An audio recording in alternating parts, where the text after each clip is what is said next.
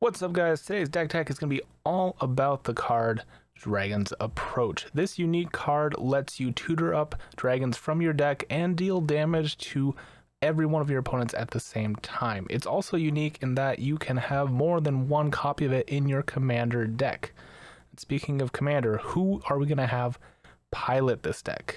Mizzix of the Is Magnus is going to be our commander of choice here. Her ability to reduce the cost of all the Dragon's Approaches we're running, as well as all of our other big spells, is pretty huge. So without further ado, let's check out the deck. So what is the point of the deck? Well, casting a lot of Dragon's Approaches would be the easy answer, and that is definitely an option. If you can cast 14 of them, you will deal over 40 damage to all opponents, which should be enough to win the game. This deck is not a pure spell slinging deck. Yes, we do focus a lot on it. However, the other half of Dragon's Approaches are the dragons they tutor up. We have a multitude of dragons and toolbox option dragons where we can use them to not only make casting other Dragon's Approaches easier, but also just could win the game on their own. This is a kind of toolbox flexibility that I think is really cool and should lead to a lot of playability in the deck down the road. Before we get too into the details though, you know we have to talk stats. I'm talking about ramp, card draw, one-to-one removal, and of course, board wipes. For ramp, we have 13 pieces, which of course includes our cost reducer commander. Having that access right off the bat is huge, and I feel like this amount of ramp was pretty solid to get at least the 4 mana needed to get her on the field to start really churning through the deck. Card draw is where we went a little bit nuts. There are 25 pieces of card draw in this deck. It is important to point out though that one of the main strategies of the deck is getting that critical mass of Dragon's Approaches in the graveyard so that you can tutor out the big dragons. One-to-one removal is 9, which I feel like is pretty standard at this point. You want to have enough options to interact with your opponents, but you don't want so many that all you have in hand is ways to deal with opponents' problems and can't do the thing you really want to do, which is cast big dragons. And for board wipes, we have 2. Now that may seem a little light, but one of those board wipes is attached to a dragon, so being able to tutor that out whenever we need it kind of offsets the low board wipe count. Okay, so how many copies of Dragon's Approach are we actually running in the deck? Well, obviously you want as many as possible, but you don't want to cut out all the cards needed to actually run the deck, so I found the sweet spot to be 28.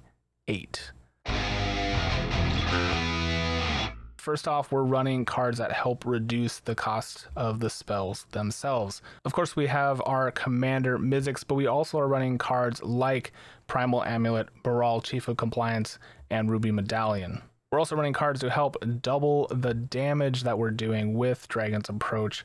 Pyromancer's Ascension and the flip side of Primal Amulet both help with that. And once Dragon's Approach is down to that 1 mana sweet spot, we want to make sure we have cards like Stormkiln Artist or Birgi out to keep that engine going.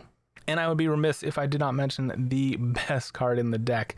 Thrumming Stone could potentially win you the game off of a single cast of Dragon's Approach.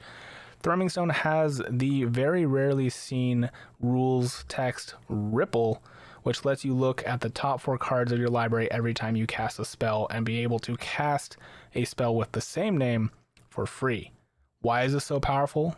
Well, with 28 Dragon's Approach in your deck, there's a pretty good chance one will be in the top 4 cards you look at every time you're casting off of a trigger of Thrumming Stone. You could, in theory, go through your entire deck and cast every single one of your Dragon's Approaches left in the deck, totally obliterating your opponents. That's pretty sweet. Alright, so we're casting lots of Dragon's Approaches, doing lots of damage. We have 4 in the graveyard. We cast our 5th one, and it's time to bring out a dragon. What dragons are in the deck? First up is Balefire Dragon. This was the board wipe on a stick I was alluding to earlier. One of my favorite dragons. I actually run it in my Magda deck, which I did a deck tech on very recently. You should check that out if you're down with dragons. Next up is Dragon Mage, which is essentially just a Wheel of Time on a stick. This will help you draw cards and also get more Dragon's Approach in the graveyard for more dragons.